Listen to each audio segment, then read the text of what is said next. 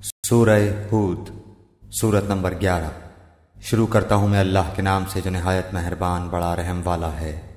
الف لام را، یہ ایک ایسی کتاب ہے کہ اس کی آیتیں محکم کی گئی ہیں، پھر صاف صاف بیان کی گئی ہیں ایک حکیم باخبر کی طرف سے، یہ کہ اللہ کے سوا کسی کی عبادت مت کرو، میں تم کو اللہ کی طرف سے ڈرانے والا اور بشارت دینے والا ہوں، اور یہ کہ تم لوگ اپنے گناہ اپنے رب سے معاف کراؤ، پھر اسی کی طرف متوجہ رہو، وہ تم کو وقت مقرر تک اچھا سامان زندگی دے گا اور ہر زیادہ عمل کرنے والے کو زیادہ ثواب دے گا۔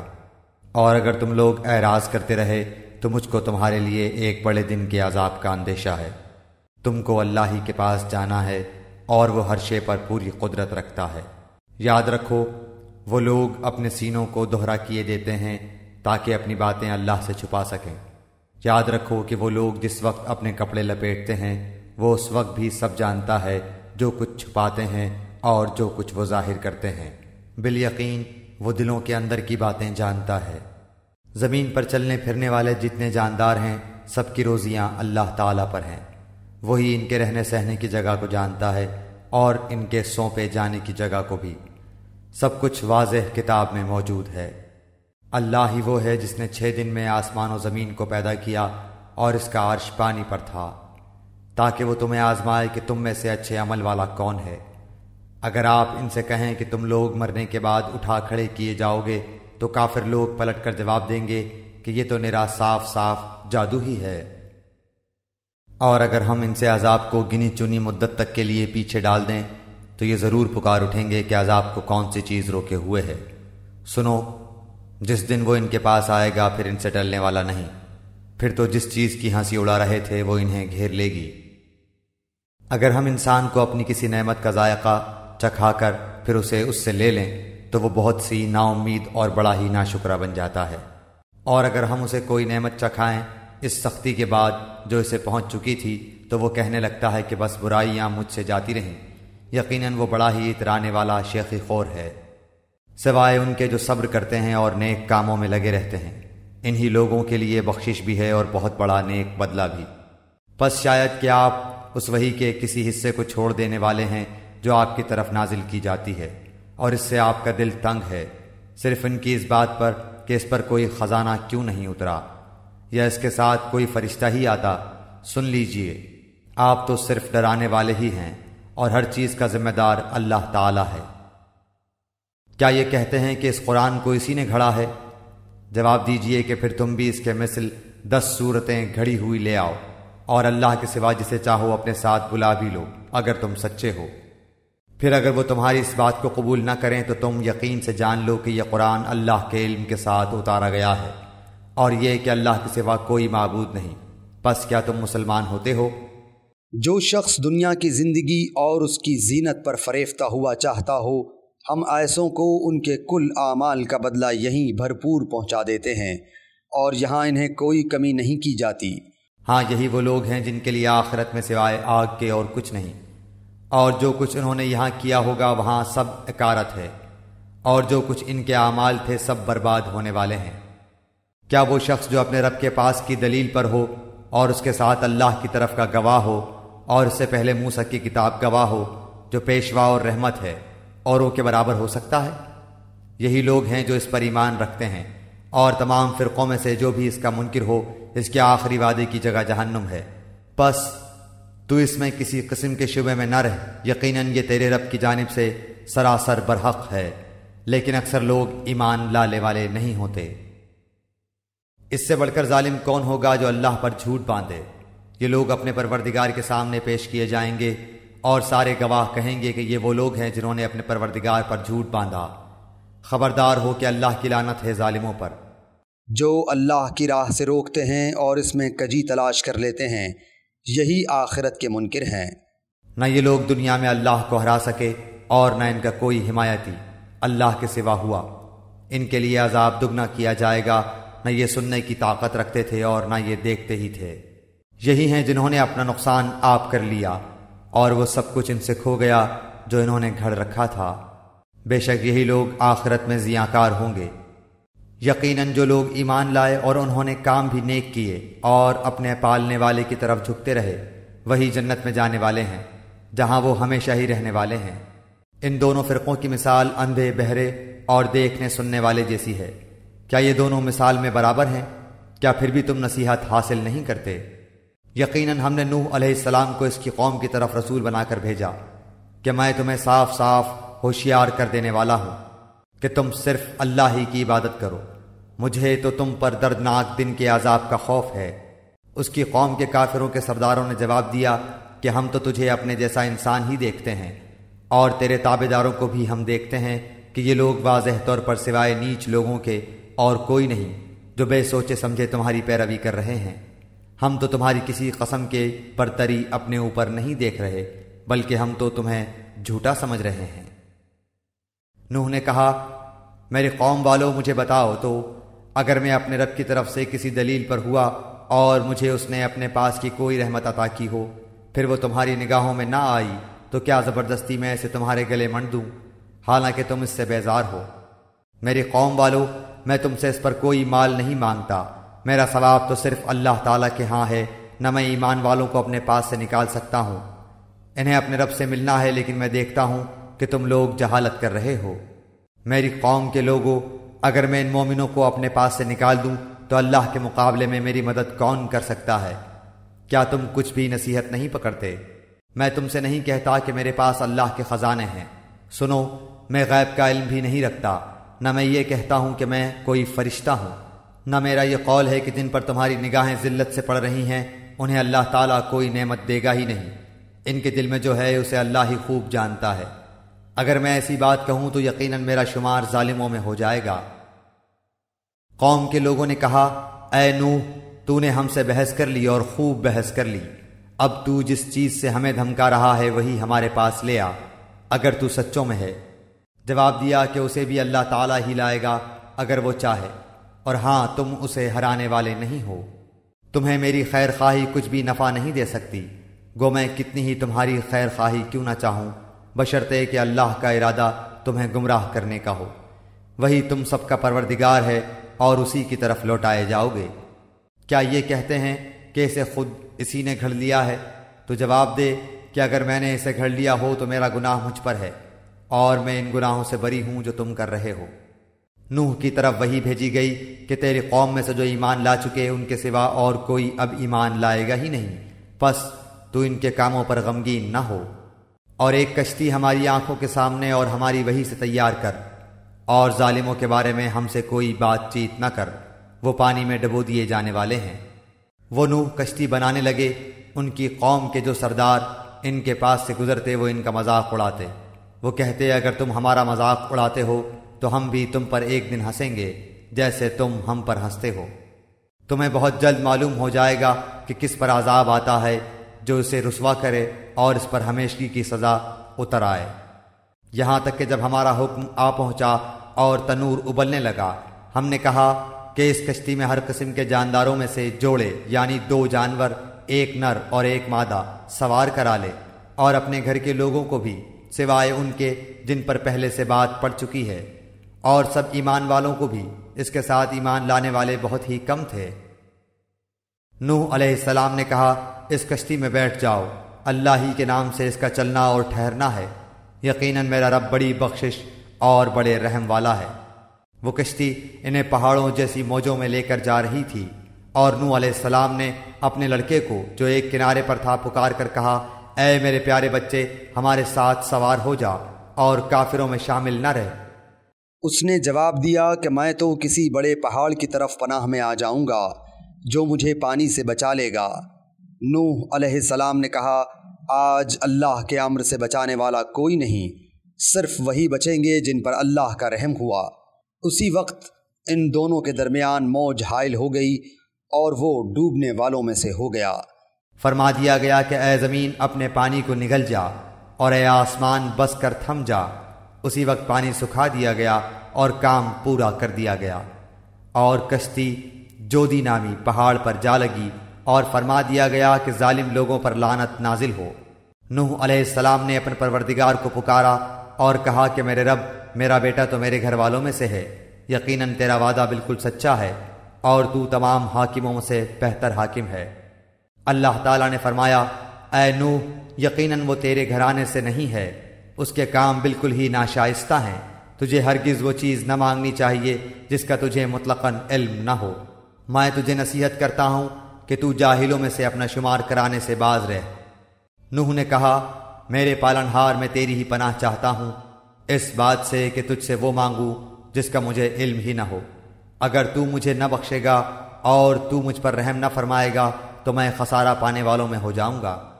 فرما دیا گیا کہ اے نوح، ہماری جانب سے سلامتی اور ان برکتوں کے ساتھ اتر جو تجھ پر ہیں اور تیرے ساتھ کی بہت سی جماعتوں پر، اور بہت سی وہ امتیں ہوں گی جنہیں ہم فائدہ تو ضرور پہنچائیں گے لیکن پھر انہیں ہماری طرف سے دردناک عذاب پہنچے گا۔ یہ خبریں غیب کی خبروں میں سے ہیں جن کی وحی ہم آپ کی طرف کرتے ہیں، انہیں اس سے پہلے آپ جانتے تھے اور نہ آپ کی قوم، اس لیے آپ صبر کرتے رہیے۔ یقین مانیے کہ انجام کار پرہیزگاروں کے لیے ہی ہے۔ اور قوم عاد کی طرف ان کے بھائی ہود کو ہم نے بھیجا، اس نے کہا، میری قوم والو، اللہ ہی کی عبادت کرو، اس کے سوا تمہارا کوئی معبود نہیں، تم تو صرف بہتان باندھ رہے ہو۔ اے میری قوم، میں تم سے اس کی کوئی اجرت نہیں مانگتا، میرا اجر اس کے ذمے ہے جس نے مجھے پیدا کیا ہے، تو کیا پھر بھی تم عقل سے کام نہیں لیتے؟ اے میری قوم کے لوگو، تم اپنے پالنے والے سے اپنی تقصیروں کی معافی طلب کرو اور اس کی جناب میں توبہ کرو تاکہ وہ برسنے والے بادل تم پر بھیج دے اور تمہاری طاقت پر اور طاقت قوت بڑھا دے، اور تم جرم کرتے ہوئے روگردانی نہ کرو۔ انہوں نے کہا، اے ہود، تو ہمارے پاس کوئی دلیل تو لایا نہیں، اور ہم صرف تیرے کہنے سے اپنے معبودوں کو چھوڑنے والے نہیں، اور نہ ہم تجھ پر ایمان لانے والے ہیں، بلکہ ہم تو یہی کہتے ہیں کہ تو ہمارے کسی معبود کے برے جھپٹے میں آ گیا ہے۔ اس نے جواب دیا کہ میں اللہ کو گواہ کرتا ہوں اور تم بھی گواہ رہو کہ میں تو اللہ کے سوا ان سب سے بیزار ہوں جنہیں تم شریک بنا رہے ہو۔ اچھا، تم سب مل کر میرے خلاف چالیں چل لو اور مجھے بالکل مہلت بھی نہ دو۔ میرا بھروسہ صرف اللہ تعالیٰ پر ہی ہے جو میرا اور تم سب کا پروردگار ہے۔ جتنے بھی پاؤں دھرنے والے ہیں سب کی پیشانی وہی تھامے ہوئے ہے، یقیناً میرا رب بالکل صحیح راہ پر ہے۔ پس اگر تم روگردانی کرو تو کرو، میں تو تمہیں وہ پیغام پہنچا چکا جو دے کر مجھے تمہاری طرف بھیجا گیا تھا۔ میرا رب تمہارے قائم مقام اور لوگوں کو کر دے گا اور تم اس کا کچھ بھی بگاڑ نہ سکو گے۔ یقیناً میرا پروردگار ہر چیز پر نگہبان ہے۔ اور جب ہمارا حکم آ پہنچا تو ہم نے ہود کو اور اس کے مسلمان ساتھیوں کو اپنی خاص رحمت سے نجات عطا فرمائی، اور ہم نے ان سب کو سخت عذاب سے بچا لیا۔ یہ تھی قوم عاد جنہوں نے اپنے رب کی آیتوں کا انکار کیا اور اس کے رسولوں کی نافرمانی کی، اور ہر ایک سرکش نافرمان کے حکم کی تابعداری کی۔ دنیا میں بھی ان کے پیچھے لعنت لگا دی گئی اور قیامت کے دن بھی۔ دیکھ لو، قوم عاد نے اپنے رب سے کفر کیا، ہود کی قوم عاد پر دوری ہو۔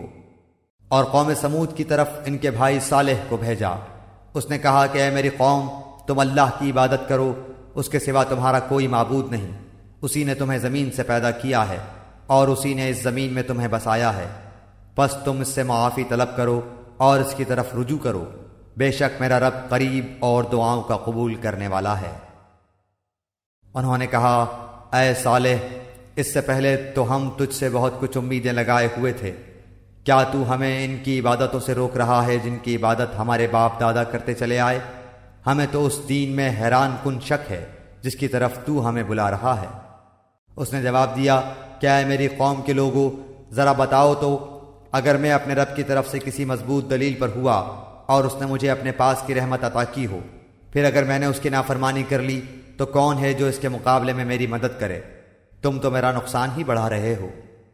اور اے میری قوم والو، یہ اللہ کی بھیجی ہوئی اونٹنی ہے جو تمہارے لیے ایک معجزہ ہے، اب تم اسے اللہ کی زمین میں کھاتی ہوئی چھوڑ دو اور اسے کسی طرح کی ایذا نہ پہنچاؤ، ورنہ فوری عذاب تمہیں پکڑ لے گا۔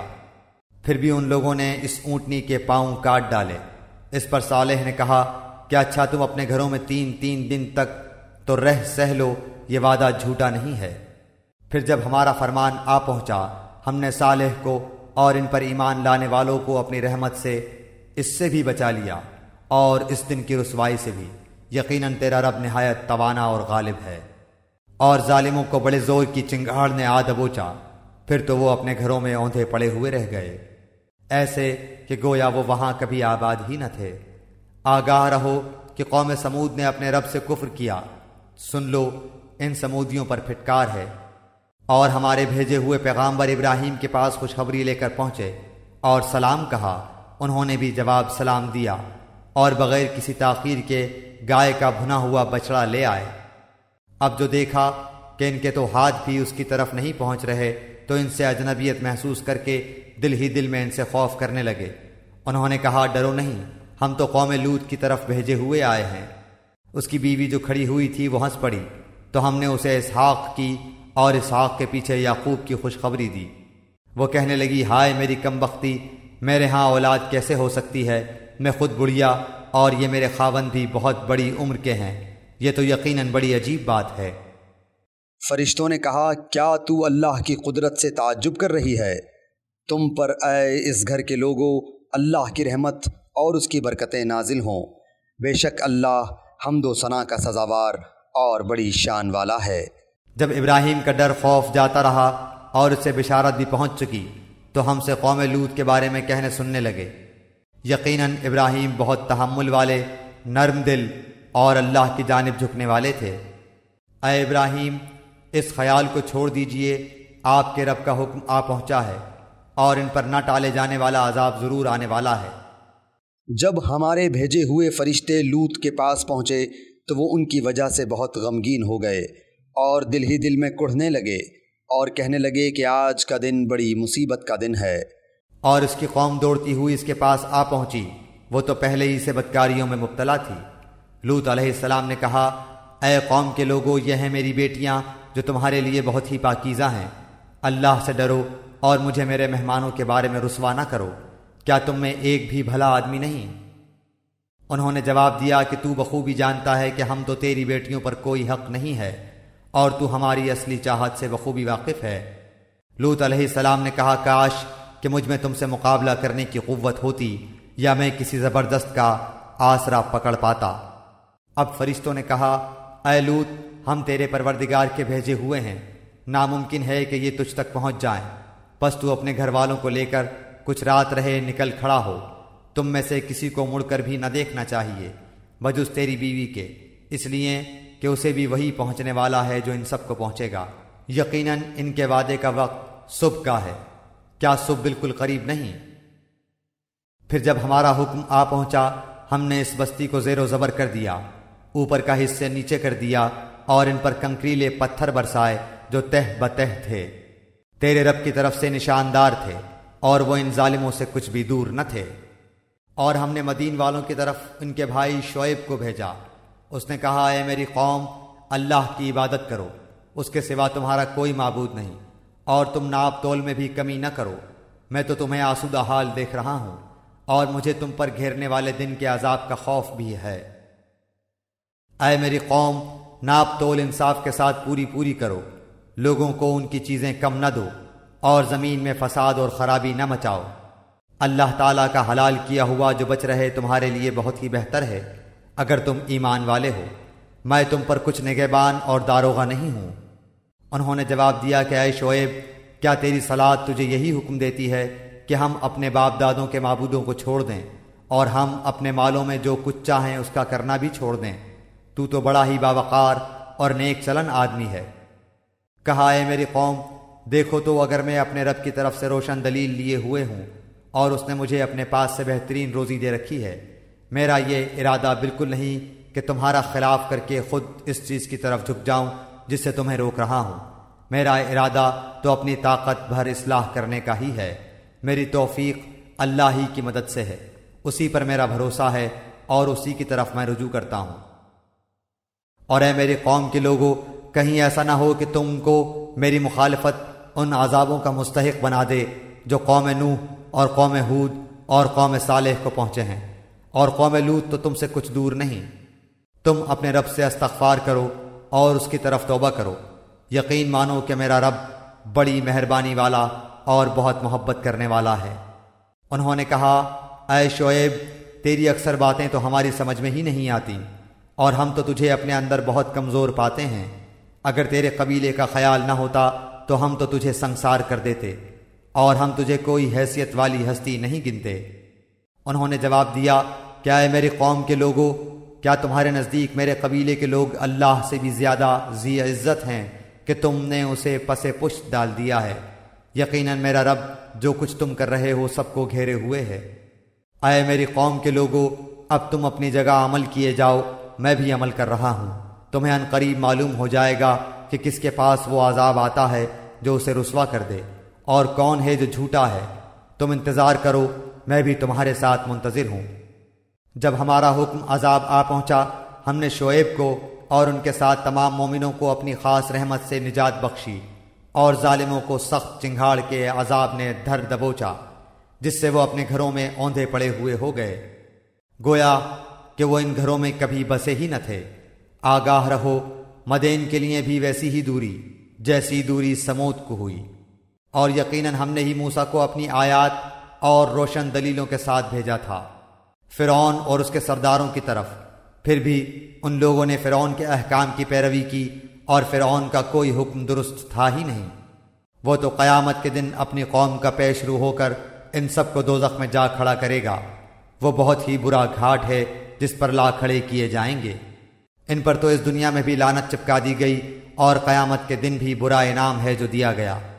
بستیوں کی یہ بعض خبریں جنہیں ہم تیرے سامنے بیان فرما رہے ہیں، ان میں سے بعض تو موجود ہیں، اور بعض کی فصلیں کٹ گئی ہیں۔ ہم نے ان پر کوئی ظلم نہیں کیا، بلکہ خود انہوں نے ہی اپنے اوپر ظلم کیا، اور انہیں ان کے معبودوں نے کوئی فائدہ نہ پہنچایا جنہیں وہ اللہ کے سوا پکارا کرتے تھے، جبکہ تیرے پروردگار کا حکم آ پہنچا، بلکہ اور ان کا نقصان ہی انہوں نے بڑھا دیا۔ تیرے پروردگار کی پکڑ کا یہی طریقہ ہے، جبکہ وہ بستیوں کے رہنے والے ظالموں کو پکڑتا ہے، بے شک اس کی پکڑ دکھ دینے والی اور نہایت سخت ہے۔ یقیناً اس میں ان لوگوں کے لیے نشان عبرت ہے جو قیامت کے عذاب سے ڈرتے ہیں۔ وہ دن جس میں سب لوگ جمع کیے جائیں گے، اور وہ دن ہے جس میں سب حاضر کیے جائیں گے۔ اسے ہم جو ملتوی کرتے ہیں وہ صرف ایک مدت معین تک ہے۔ جس دن وہ آ جائے گی، مجال نہ ہوگی کہ اللہ کی اجازت کے بغیر کوئی بات بھی کر لے، سو ان میں کوئی بدبخت ہوگا اور کوئی نیک بخت۔ لیکن جو بدبخت ہوئے وہ دوزخ میں ہوں گے، وہاں چیخیں گے، چلائیں گے۔ وہ وہیں ہمیشہ رہنے والے ہیں جب تک آسمان و زمین برقرار ہیں، سوائے اس وقت کے جو تمہارا رب چاہے۔ یقیناً تیرا رب جو کچھ چاہے کر گزرتا ہے۔ لیکن جو نیک بخت کیے گئے وہ جنت میں ہوں گے، جہاں ہمیشہ رہیں گے جب تک آسمان و زمین باقی رہے، مگر جو تیرا پروردگار چاہے۔ یہ بے انتہا بخشش ہے۔ اس لیے آپ ان چیزوں سے شک و شبہ میں نہ رہیں جنہیں یہ لوگ پوج رہے ہیں۔ ان کی پوجا تو اس طرح ہے جس طرح ان کے باپ دادوں کی اس سے پہلے تھی۔ ہم ان سب کو ان کا پورا پورا حصہ بغیر کسی کمی کے دینے والے ہی ہیں۔ یقیناً ہم نے موسیٰ علیہ السلام کو کتاب دی، پھر اس میں اختلاف کیا گیا۔ اگر پہلے ہی آپ کے رب کی بات صادر نہ ہو گئی ہوتی تو یقیناً ان کا فیصلہ کر دیا جاتا۔ انہیں تو اس میں سخت شبہ ہے۔ یقیناً ان میں سے ہر ایک جب ان کے روبرو جائے گا تو آپ کا رب اسے اس کے اعمال کا پورا پورا بدلہ دے گا۔ بے شک وہ جو کر رہے ہیں ان سے وہ باخبر ہے۔ پس آپ جمے رہیے جیسا کہ آپ کو حکم دیا گیا ہے، اور وہ لوگ بھی جو آپ کے ساتھ توبہ کر چکے ہیں۔ خبردار تم حد سے نہ بڑھنا، اللہ تمہارے تمام اعمال کا دیکھنے والا ہے۔ دیکھو ظالموں کی طرف ہرگز نہ جھکنا، ورنہ تمہیں بھی دوزخ کی آگ لگ جائے گی، اور اللہ کے سوا اور تمہارا مددگار نہ کھڑا ہو سکے گا، اور نہ تم مدد دیے جاؤ گے۔ دن کے دونوں سروں میں نماز برپا رکھ، اور رات کی کئی ساعتوں میں بھی۔ یقیناً نیکیاں برائیوں کو دور کر دیتی ہیں۔ یہ نصیحت ہے نصیحت پکڑنے والوں کے لیے۔ آپ صبر کرتے رہیے، یقیناً اللہ تعالیٰ نیکی کرنے والوں کا اجر ضائع نہیں کرتا۔ پس کیوں نہ تم سے پہلے زمانے کے لوگوں میں سے ایسے اہل خیر لوگ ہوئے جو زمین میں فساد پھیلانے سے روکتے، سوائے ان چند کے جنہیں ہم نے ان میں سے نجات دی۔ ظالم لوگ تو اس چیز کے پیچھے پڑ گئے جس میں انہیں آسودگی دی گئی تھی، اور وہ گنہگار تھے۔ آپ کا رب ایسا نہیں کہ کسی بستی کو ظلم سے ہلاک کر دے اور وہاں کے لوگ نیکوکار ہوں۔ اگر آپ کا پروردگار چاہتا تو سب لوگوں کو ایک ہی راہ پر ایک گروہ کر دیتا۔ وہ تو برابر اختلاف کرنے والے ہی رہیں گے، بجز ان کے جن پر آپ کا رب رحم فرمائے۔ انہیں تو اسی لیے پیدا کیا ہے، اور آپ کے رب کی یہ بات پوری ہے کہ میں جہنم کو جنوں اور انسانوں سب سے پر کروں گا۔ رسولوں کے سب احوال ہم آپ کے سامنے آپ کے دل کی تسکین کے لیے بیان فرما رہے ہیں۔ آپ کے پاس اس صورت میں بھی حق پہنچ چکا جو نصیحت و وعظ ہے مومنوں کے لیے۔ ایمان نہ لانے والوں سے کہہ دیجئے کہ تم اپنے طور پر عمل کیے جاؤ، ہم بھی عمل میں مشغول ہیں، اور تم بھی انتظار کرو، ہم بھی منتظر ہیں۔ زمینوں اور آسمانوں کا علم غیب اللہ تعالیٰ ہی کو ہے، تمام معاملات کا رجوع بھی اسی کی جانب ہے، پس تجھے اسی کی عبادت کرنی چاہیے اور اسی پر بھروسہ رکھنا چاہیے، اور تم جو کچھ کرتے ہو اس سے اللہ تعالیٰ بے خبر نہیں۔